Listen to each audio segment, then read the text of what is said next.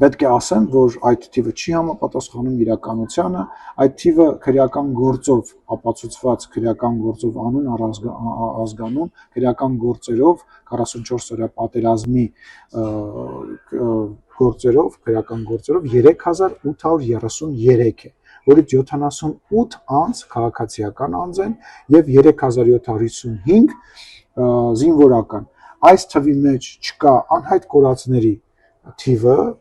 դրանց թիվը մոտավորապես 160-ի է հասնում եւ մենք չենք կարող իրենց ներառել այս թվի մեջ հասկանալի պատճառներով եւ ամենահետաքրքիրը որ այսօր ինչ են փորձում անել այսօր մեր падգամավորներից մեկը որը որ աշխատանքի չի գալիս ազգային ժողովի падգամավոր Իշխան Սաղաթելյան առանց ամրագոտին գցելու տեսանյութ է անում եւ փորձում է լղոզել այս խոսակցությունը եւ կոչ է անում հրապարակել բոլոր զոհվածների ցուցակը, թիվը եւ այլն,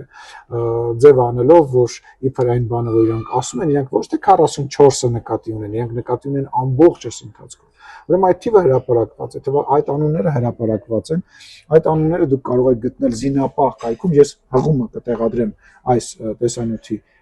տակ, այնտեղ կան տվյալները, կան լուսանկարները,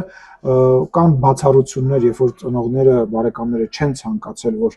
անունը հրապարակվի, ինչը հասկանալի է, եւ այնտեղ նաեւ կան քառօրյա պատերազմի ժամանակ մահացած մեր հայրենակիցները։